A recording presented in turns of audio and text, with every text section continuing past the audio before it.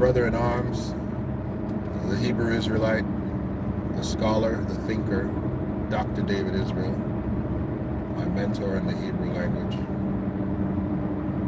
And to the saints, this is the real spiel. Shiloh Institute, stand up.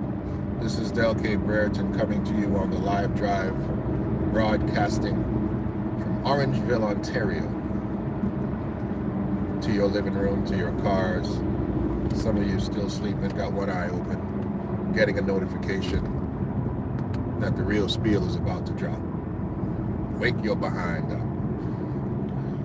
To those that are on Sabbath rest, I apologize. I don't think it's work to look at this. I think you can look at it, but if not, you catch it on the rewind. Listen, Justin Trudeau, the Canadian Prime Minister, has just jumped on the bandwagon of coming for migrant, referred to in some countries. In Canada, it's called foreign workers. Temporary foreign workers, migrant workers. In the States, you guys do not differentiate. You just call them illegals, even though a lot of them are there legally. And he's jumped on the bandwagon as well, trying to advise Canada that we have reached a place we no longer require temporary foreign workers. This is what he's saying. It's unfair to Canadians looking for hard-working Canadians looking for a good job. We need these businesses to invest in, listen to this, technology, innovation, and to hire Canadians. Can we break down the stupidness that's come out of this guy's mouth real quick? I don't know how a person could be, I don't know how a country could keep putting an imbecile, a lowbrow, low intellectual human being in a position of federal governance just because his father let some of your parents into this country. I don't know why you keep going back to the polls and just voting for a moron, but that's what they do in the West. That's what you guys do. That's what you want. You don't want substance. Jesus, hot in here. You don't want substance. You want a talking head. And it's so annoying. It's annoying to have stupid people as your leaders. It's annoying. Let me tell you what this guy is basically saying. First of all, if I may speak to you, what's going on, bro? I don't know what this guy is saying. Probably something crazy because it was edited. But when you go to the supermarket, you great North Americans, and you want to go to the supermarket because you want to pick up some stuff. You want to pick up some fruit for your kids so you can cut it up and put it in their lunches, or your husband, or you want to eat healthy, and you go through the fruit section and the vegetable section, and you're looking for healthy things. It's all put out nicely for you, and you're picking it up and you're examining it. Who do you think picked that stuff up from the farm? Who do you think picked all that stuff? You think it's Bob, your neighbor, huh? Who went out there sweating like a slave to pick that up? No, it's temporary foreign workers, migrant workers, or some of you would refer to them as illegals. Not all of them are illegal, and even some of them are. They're doing jobs that regular North Americans do not want to do. They are doing jobs that regular North Americans do not want to do. Okay? We get into Trudeau's conversation because Trudeau is saying the same thing that most of these morons sitting in federal power positions are saying. You want Canadian businesses to invest in innovation, right? And technology. What's he saying is he wants an automated system, whether it be the farming systems that have better pickers, have machines that can pick for them, that have the capacity to replace human labor. And if they can replace human labor, they don't need temporary workers. Now let me tell you the ramifications of that. Both eliminating migrant temporary workers and actually using so-called landed or green card or citizens to actually do that work. Let's do the technology first of all. You replace migrant workers with technology, some level of automation that you now have invented, or people have invented, an automated machine that could somehow travel without any guidance, an AI-driven Tesla model machine that is picking for you. That technology is expensive. It's expensive to develop. It's expensive to actually buy those machines. It's expensive to maintain those machines. Therefore, the price of your fruits and vegetables and all these things that you love, all these things that government has promised to keep the prices low on, the price goes up. That's right. It creates inflation because the price of production, getting it to you, is higher. If you replace these individuals, this technological advancement, and you say, forget it, okay, if technology is too much, we don't have the technology yet, but we still don't want migrant workers, we're just going to use green card or landed. In Canada, it's called landed, same as the green card, or we're going to use citizens who are going to be able to go and get those hard-working jobs. Let me alert you to the fact that you are going to be paying these people proper wages. They probably will be union employees. You will not just have to pay them wages, you'll have to pay them benefits. And guess what? The price of production, of bringing those goods to market, is going up. Because even a person who has a green card, you've landed in America, you've landed in Canada, okay, you came as a refugee, you came as an immigrant, whatsoever, and you have the legal capacity to work. You have the legal capacity to work, let's just say that. But right now, all you can get is these low-end type of jobs. And you've been here for 2 years. I'll give you 2 years in North America. Let me tell you what immigrants do when they arrive in another country, in a Western country, and they stay and they get here. Let me tell you what they do. They work migrant type jobs, low-end jobs, absolutely. But they train. They go to school, they uplift themselves, they get aware of what else they can do. And let me tell you something, within 6 months to 2 years, they will never do those jobs. You can barely pay a Canadian citizen 60 grand to do any job. I don't care what education they have. You can barely pay somebody 20 bucks an hour to do a job. They're going to tell you those are wages that my kids would make. I'm not working for 20 bucks. I'm not working for that. I'm not working for $20 an hour. They're not working for that. They're not taking those jobs. Even if they took the job, their mentality, you put them out on a farm at 4 o'clock in the morning and tell them to work for 12 hours. They're not doing that. They're not doing that job because they're going to elevate their level to the point where they're going to realize, I don't have to work like that. I'm not going to work like a slave. Why would I do that? I can go back to my country and make more money. I'm not doing that.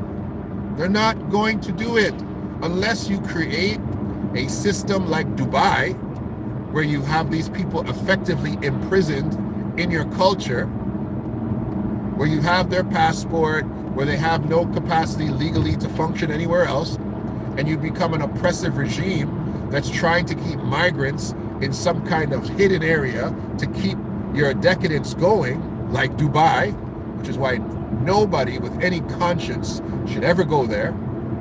If you want to be that person that keeps these migrant or keeps these people oppressed to keep doing those jobs. Hey, but you're not going to be able to do that in Canada. You're not going to be able to do that in America for the most part, because they're going to level up. They are going to level up, and they are not going to do that job.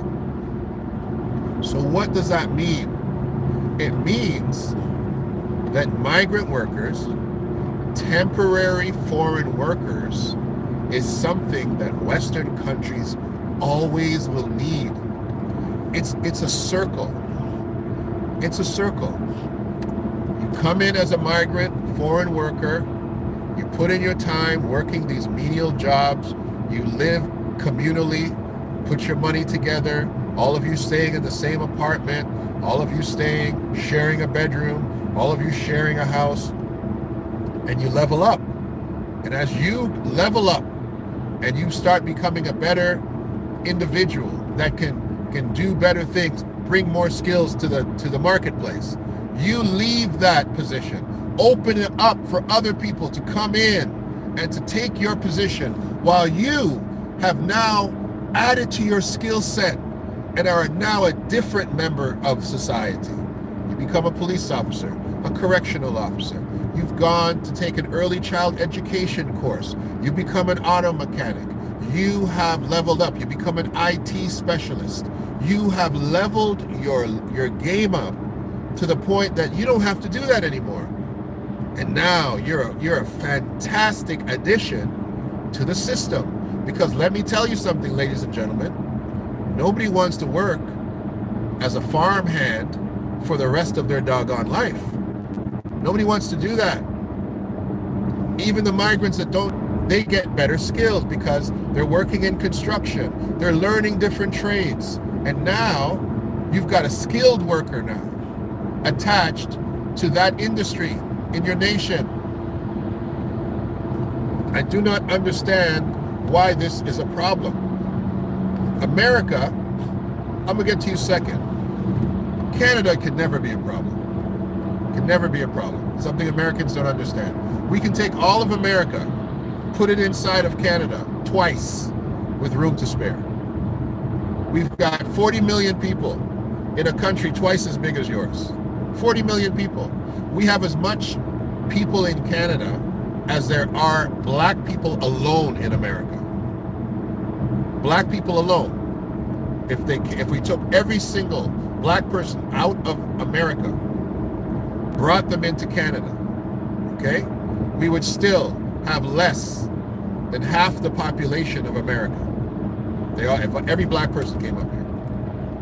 We have just as many people as they have black people in America. Are the blacks overrunning you guys? It's too many blacks? We have ridiculous space here. We have ridiculous opportunity here. It's insanity. We have Africans that came from Namibia. They came to Toronto first. They lived in Toronto. They were seeking refugee status in Toronto. They were working. They were doing exactly like I said. Working low-end jobs, communally living, saving their money, putting their money together, living as a community. They realized that there was better jobs in the Northwest Territories, aka like Alaska.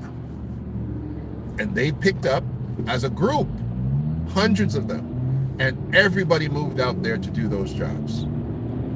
Do you think that regular Canadians were moving out to frozen tundra to live? Absolutely. These are Africans. These are people who've never had to wear a doggone coat. And they have moved out to the equivalent of Alaska, to Siberia, because of opportunity. That's what happens. People go to the places where they can get in, or they get in where they can fit in. And they have built a community out there. And they're not coming back here because there's no jobs like that here. They have established themselves in that region. And so this is what takes place in these emerging civilizations.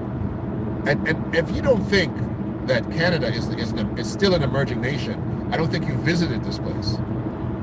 We're still in Ontario, one of the larger and one of the most dense. We still have crazy development to do here. All of it's coming north. Crazy development. Place I'm driving through right now, if I showed you the camera left and right, it's all farmland. One house sitting on 4 acres of land. Incredible opportunity out here for people to live, for development, for jobs, for construction, for anything you want.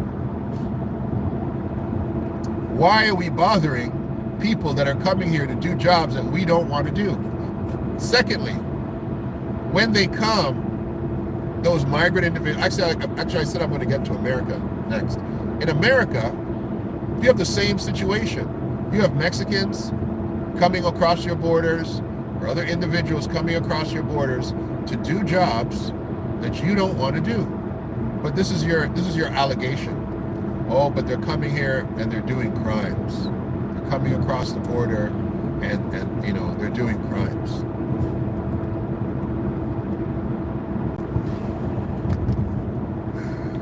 I want to position this conversation properly. Okay? You are a military, not a military. You are a penal institution for the most part, America.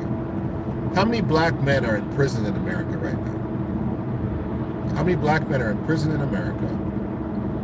How many are in prison improperly? But how many of them are in prison in America?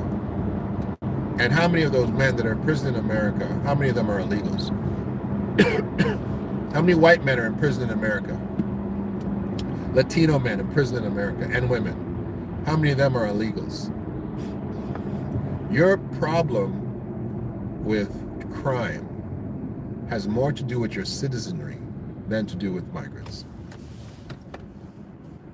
Your problem with crime has more to do with the people who are actually citizens of your nation than with migrants. Because when a guy first comes up here, a woman and her child first comes up here, first thing they're thinking, let's put on a balaclava and let's go rob a bank. They're thinking of where am I going to live? What am I going to eat? How can I make some money right now and get a job that's keeping me alive? They're not running in here and saying, hey, you know what? Let's start a coke business out here. Let me sell marijuana, which is legal now, so that's not even a crime anymore. Let's get together and create a gang so that we can oppress the natives. It's not what happens. Okay, that's propaganda from Republicans mostly. That's not what happens. Most people that are coming for a better life are not coming for a better crime life. They're coming for a better life. And so they're coming up here to figure out the hustle. How can I make money? What can I sell? What can I do to make money? And if they are introduced to crime, you know who introduced it to them? They're introduced to crime by those people. By the people who are already citizens or hold a green card or hold a land. Those people are the ones who are inducting them into crime. They're coming here to do things they know. They've already figured it out. I'm going to come here. I'm going to go to this particular state, this particular area. I heard that I can get a job and I can work. My cousin's already there. I got family there already. They're up for a while. I can go work with them. They have a plan. They have a plan. The only people that don't have a plan are the people that are trying to keeping the ball rolling out. Those are the only people who don't seem to have a plan. Trudeau doesn't have a plan. Well, we're still, they said, how about, you figure out different ways, like lowering the amount of people you allow to have landed immigrant status, like all those Ukrainians that you're just letting in. I spoke to a brother the other day. I was in the gym, and no disrespect to anyone, but I was in the gym, I'm lifting weights, I'm wearing a nice sweatsuit. The brother's like, oh man, that's a nice sweatsuit. I said, thanks, bro. Appreciate that. Right? White guy. I don't know where he's from because my eyes don't see it like that. I see a white guy talking to me. Right? I'm lifting my weights. He sees that I'm lifting a whole lot of weight. He's like, oh wow, I hope I can lift weights like that one day. I said, man, you just gotta put some work in. He says, can I ask you a question? Just like that. Just like that. The third thing he said to me, can I ask you a question? What do you do for a living? It's like, okay. It's kind of intrusive, but... So I told him, you know. So I'm retired, baby. I said, what do you do? He goes, oh, I'm from Ukraine. It's hard. It's very hard here. Onto Highway It's very hard. I'm trying to find work. Downtown. I don't know. I have a child. I have a wife. It's really hard to find work. And so I'm talking to him about different things that he could potentially do. But that brother came from the Ukraine. They let him in from the Ukraine. They gave him status right away. And he don't have work. He has nothing. He has no work. Left. He doesn't know what he wants to do. He's like, oh, I was working someplace and I was only getting paid $1,000 and I can't take $1,000 and feed my family. I was like, oh, okay. He got in, he got landed, he got privilege. His wife got landed. They're getting government support. They gave them a house. And he's like, nah, I think I want to go back to the Ukraine.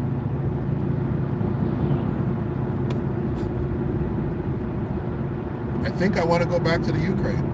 And you know he's here because he's running away from not wanting to be part of Zelensky's war. He doesn't want to be in the army.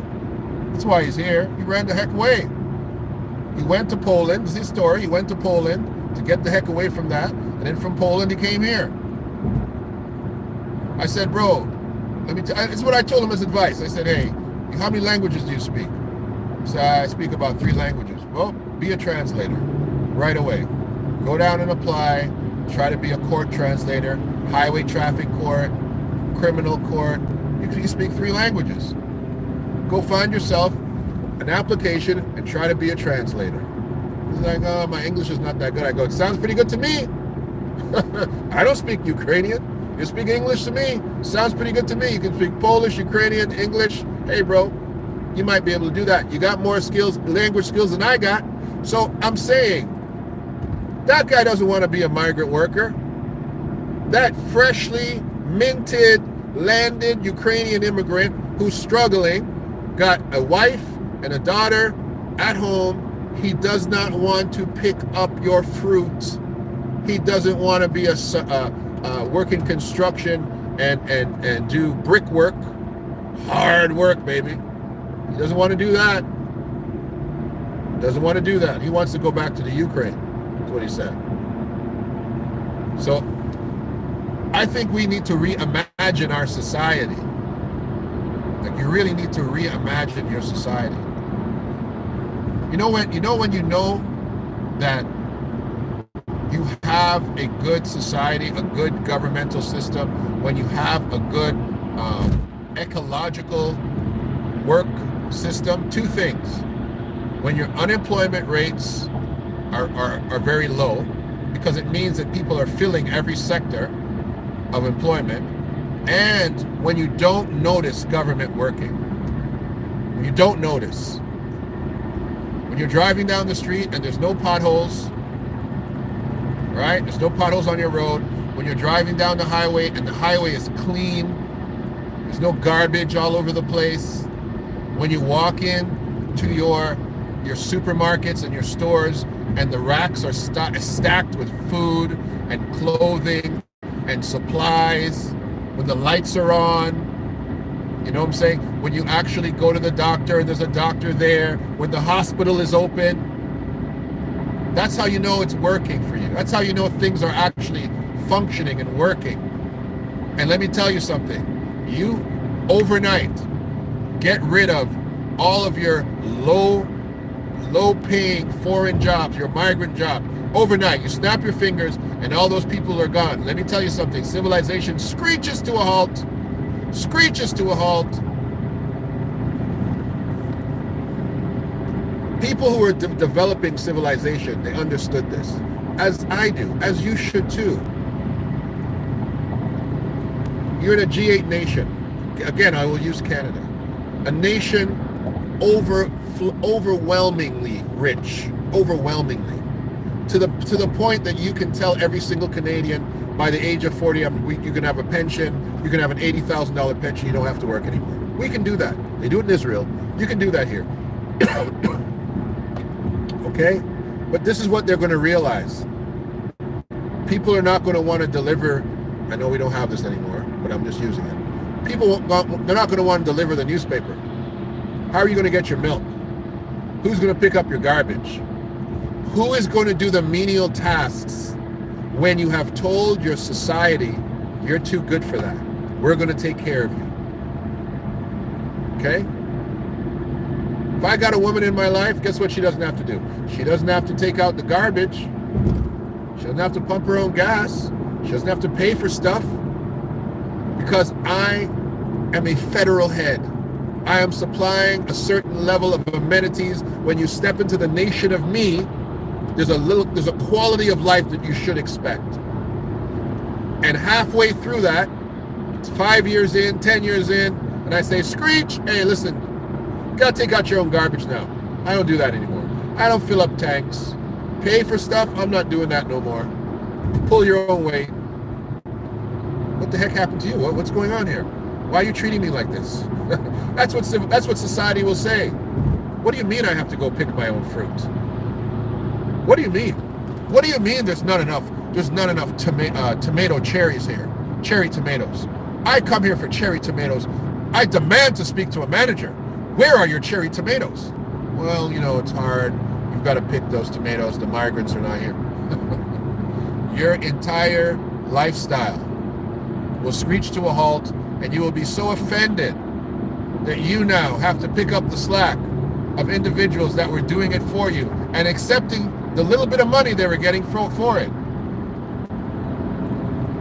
Before you say this, Trudeau, what we are going to do as a federal government is we are going to supplement the farming systems and these particular industries that are hiring foreign workers. We're going to now make sure that every single Canadian, every single industry, every single profession receives a fair wage. Not a minimum wage, a fair wage. There's a difference between saying minimum wage, we're going to raise the price of minimum wage, fair wage. Now, fair wage changes between what the economy is doing.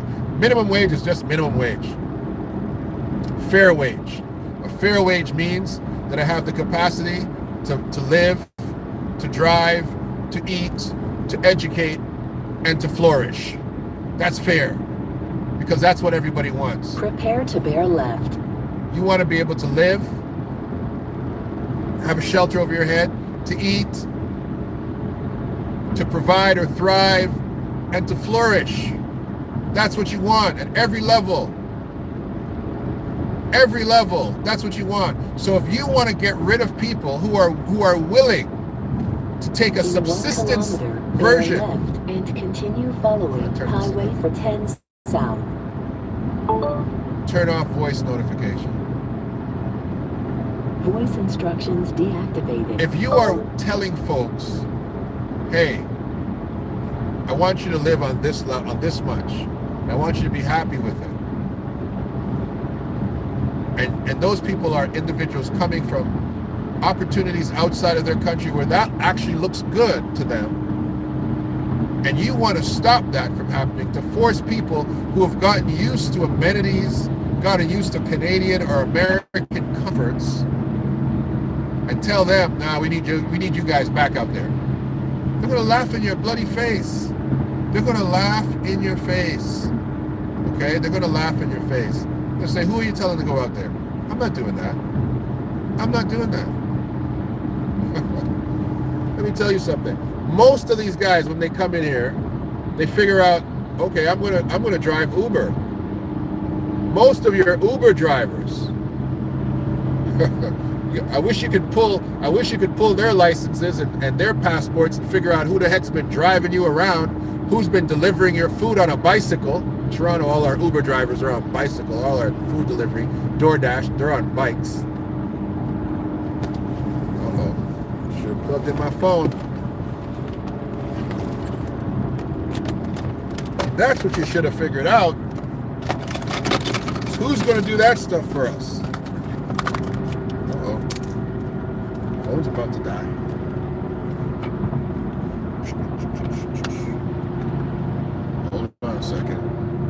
Hold on a second. Technological difficulties here. Let's get you guys rolling. Let's plug it in.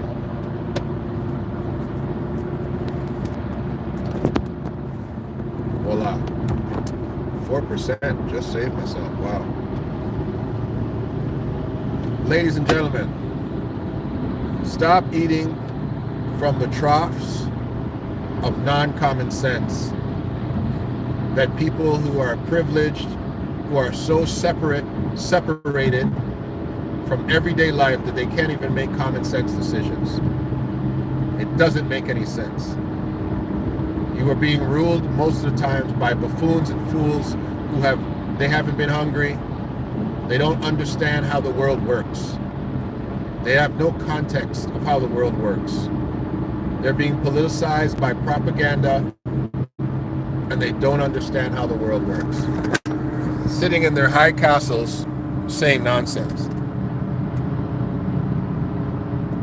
Let me address this. Take care of the citizens we have, homeless issues, infrastructure issues. Black people are owed reparations. My boy Herman, let's talk about that. Okay? Herman. We all know that's not gonna happen. Okay? It's not gonna happen, Herman. Two things are not gonna happen for Black Americans. You're never getting reparations. Let's just establish that. Unless you give it to yourselves, unless you take it for yourself, okay? You're never getting it. 400 years of reparations came to the Israelite when he left Egypt. How did he get it? The Bible says it nicely. And the Israelites borrowed of the Egyptians. How you borrowing something you ain't never going to pay back?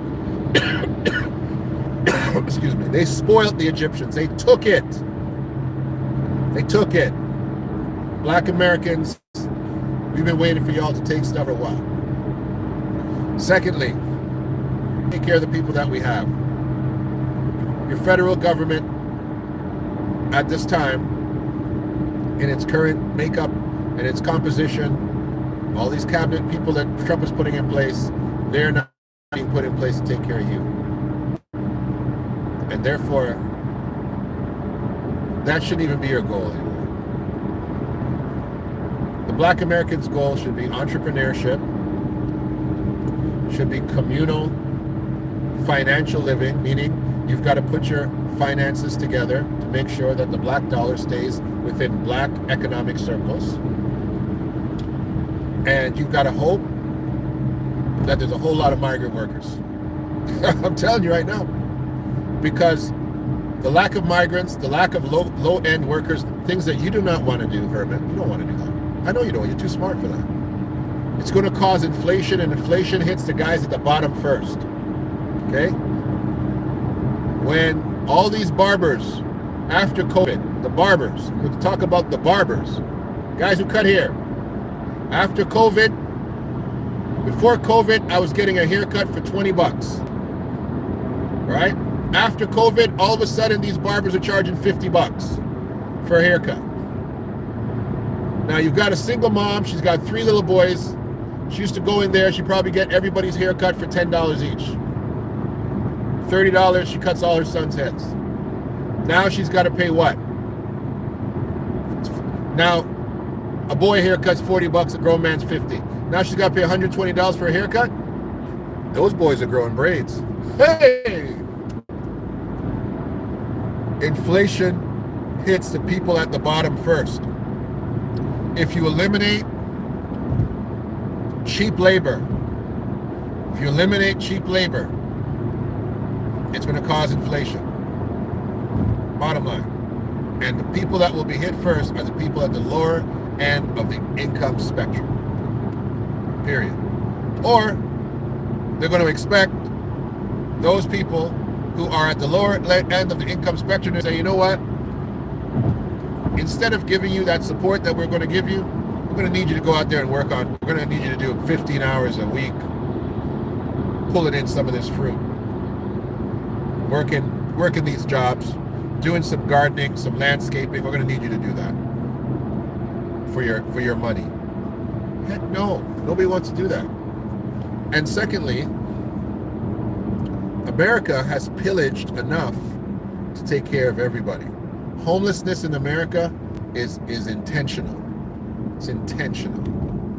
Homelessness in America is intentional. It's intentional. It's intentional. Okay? It's intentional. I know you got 350 million of you. It's still intentional. Homelessness in Canada is intentional. Okay? This brother here on the side of the road, begging, wearing $120 boots, wearing a $100 coat, right? Lighting up his cigarette. Intentional. He don't have to do that. Right around this area, there's food banks, there's shelters. He don't got to do that. What is he doing that for? It's intentional. Whether he's scamming or whether he's just deciding to do that, it's intentional. He doesn't have to do that. He's of the privileged race of this country.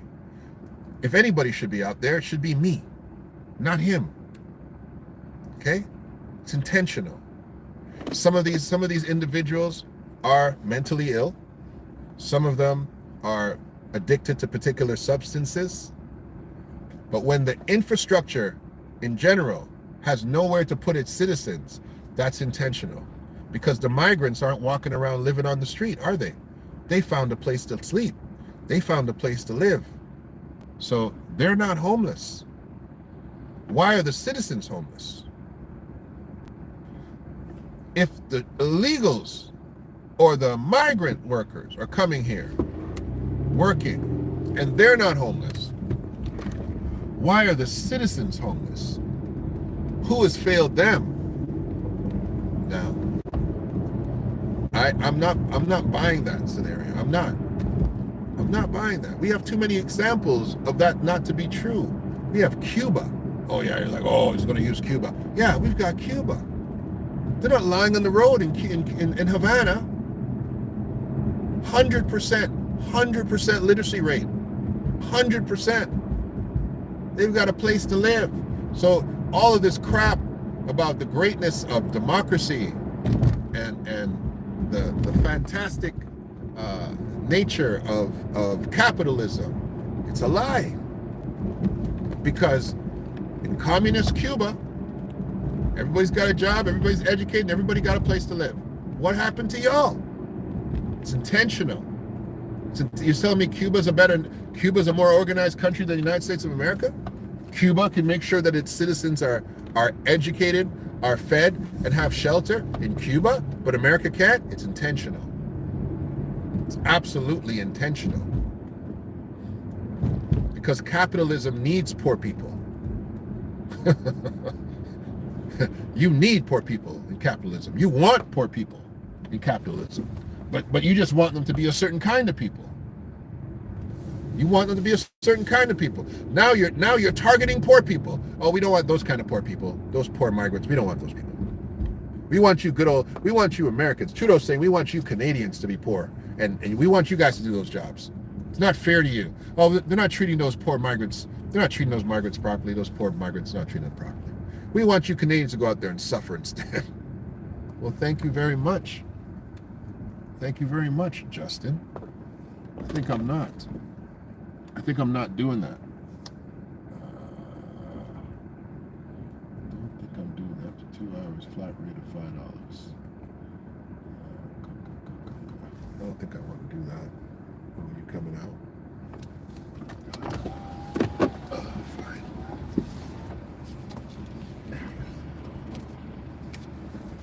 There you go.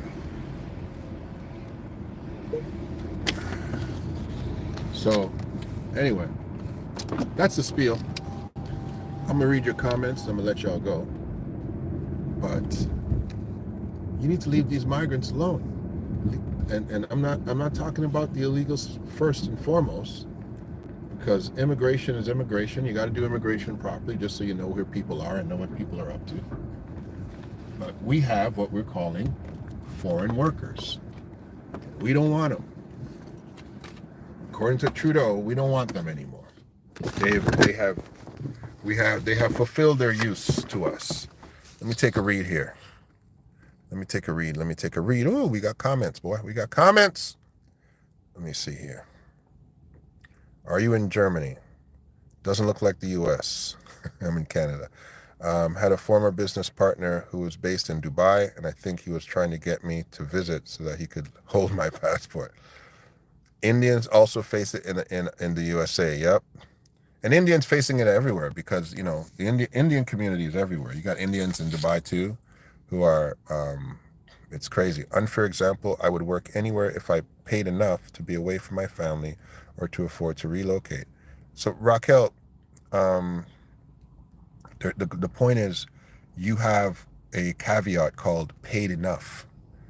All right. They're accepting what they're getting. You wouldn't accept that money. If I'm talking about the same thing. The labor you refer to is at a wage no one born here would be foolish enough to tolerate. Yes, so I discussed that, so you've heard that. Jobs that refuse to pay, not that one wants to do. I mow lawns, I make 6 figures a year at it. Can't make that much building roads in northern Manitoba. Okay. My conversation isn't about them doing crimes. It's about the readiness of our government to bypass hierarchy of needs of its citizens to fund people who are here illegally. They don't fund them though, Herman. How do you fund an illegal? How do you send them a check? Their motive isn't concern to me, just like my well-being is of no concern to them. My dad immigrated legally and had $50 to his name and no help and not even welfare and moved in with strangers. And that's what they're doing too. That's what the foreign workers, the foreign legal workers, that's what they're doing. They're coming here legally. They don't have money. They live communally and they do their thing. You do not have an illegal issue in America. You don't. You don't have 10 million illegals in America. You don't have it. And the ones who have been there for a long period of time, they have jobs. They're business makers. They're business owners. They're producing. They're paying taxes. You have illegals in America who are business owners that have been paying taxes, living high for years, buying consumer goods. You have them. I know some of them. Your dad is one person. That is what is considered to be anecdotal evidence, and we can't over personalize these arguments because each situation is unique. I agree, but I think her dad is demonstrative of a lot of people's stories. They'll say, "Well, we came here, but again, who were they? Were they Italians? Were they people who are European and they came here and had a leg up because of certain other issues that they didn't have to deal with? But as a how am I going to say that? Chicagonian, I saw resources to go to migrants at the direct expense of residents, for example, particularly the black ones, as on a class level, not 1 or 2 people got bypassed for a job. Herman, my dad is not an isolated case. I'm relating why the argument is not convincing to me. Every immigrant is one person. Grow up. You all fighting out here? You can see. Don't get cute talking about grow up. Oh gosh. Yes, and I'm saying that why should they get prior everything? Because the point of nation is to serve its citizens first. Don't play with Herman. Herman got a big brain. I'm not saying any one group should get everything. I'm saying that the citizens of a nation should be its first and highest priority. And that's what Trump is saying. But he doesn't mean all citizens. We know that. We know that's a dog whistle for certain citizens when it comes out of the mouths of Trump. In Canada, the average price of a house was $678,000. So the high quality of life in Canada is a mirage. Okay, Pat Riley, I appreciate that. Let me see here. Can't we agree that doing both would be good, though? I agree. We need to do both. And I think what you're saying is we need to make sure that there's no illegals. People are coming in illegally. Make sure that migrant workers are able to come in and do their job, and make sure that Canadians are also able to get proper jobs, and et cetera, or Americans in this particular example. The world is better when people have better opportunities in general. Yes, but an opportunity is something that you must be able to grasp. I can offer you $100,000 job, but are you qualified? Are you capable? Can you do that job? Are you trained? Are you skilled enough to do that job? Right? I can put you in a cabinet position, right? But can you do that job, Mrs. McMahon? Okay. Can you do that job, Mrs. McMahon? We got a guy from YouTube. You guys are going to have a guy from YouTube being the head of your defense. Wow. It's crazy. I absolutely agree, Bauer, but the mathematics requires an order of operations. I like these conversations. You guys are having great conversations out here. Hard to disagree. Dude, I know several homeless people who are definitely not out there by choice. Hard disagree. I think he says hard disagree. I know a lot of homeless people. I not know them personally, but in what I've done in my life, I've seen the very many types of homelessness that's happened in my city. I see homeless people who are homeless because of mental health. I see homeless people who are homeless because of a family failure and a circumstance of life. Very qualified people. They don't stay homeless long. They don't stay homeless long. Okay? They're in the shelters. They get out of the shelters quickly. They get opportunities. They get out of the shelters. They transition. They don't stay homeless for very long. I'm talking about career homeless individuals. There's homeless people that came to Canada as refugees. The Canadian government left them on the road. They took care of the Ukrainians, but the Africans, they left them on the street. And churches had to go and pick them up. So yes, there are circumstances of that, but I'm talking about people who are the career homeless. That gentleman who's standing on the side of the road there, that's his career. He's not aspiring to do better with himself. He is begging on the side of the street, and that's his job. I see him there all the doggone time. That's his job, to beg. So, you still Canadian? I don't know what that meant. The immigrants are sharing housing, yes. Expenses to get ahead, yes. We feel like we don't have to do that like our grandparents who migrated in the third. Exactly, Tammy Dorsey. I love that sentence because it's true. Tammy Dorsey, because so much of the Western promise is tied to upward mobility, land of milk and honey. Yeah. Canada has a population of 40 million. To become an economic superpower, Canada needs to get its population 200 million people. And I agree. Pat Riley, I've been saying this for years. I don't know why Canada is worrying about a few a few foreign workers. Give those guys citizenship. Like, I don't understand it. We have barely any people here, and they're acting, well, the problem is we probably have more cars than people in Canada, but we're acting like we're just running out of room. And it's not true. It's just absolutely not true. Absolutely, so many people are homeless because they have personal issues rather than expanding healthcare. We fund Israel, Ukraine, fast-tracking new people. Ooh, big sentence. Tell them to get a passport and a visa. James Wyatt, how... most of them when they come here, I don't know who you're talking about. I think let's assume you're talking about Americans or Mexicans or the immigration issue in America. Why do people leave Mexico? Why would you want to live in Mexico? I have some people I know, they went down and they went to live in Mexico, and they have jobs where they figure they can go and they can make money in Mexico. The cartels. I've never been to Mexico. I've been to a lot of places. I don't go to certain nations. I am not going to Islamic regime nations. Not going.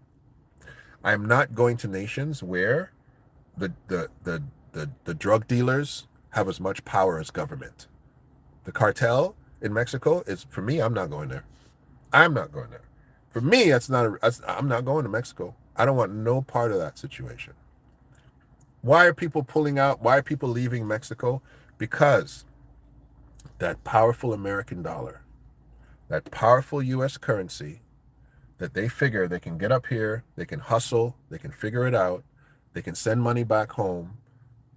And if there was no opportunity in America for them, they wouldn't come. And therefore, the very nature of your union is creating opportunities and leaving gaps whereby your citizenry will not do that job.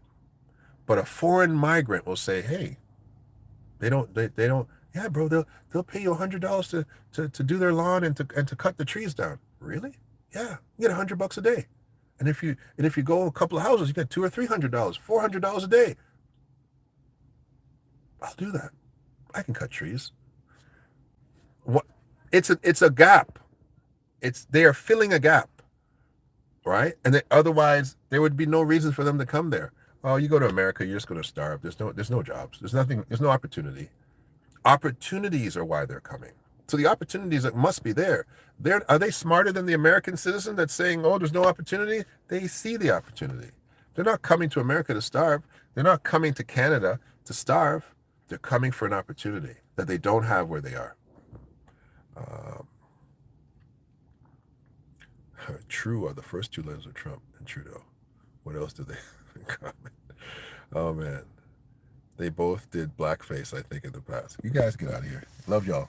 This is Del K. Brereton. This is The Real Spiel. I appreciate you guys coming on. Subscribe, like, share, and we'll talk again. I appreciate the conversation.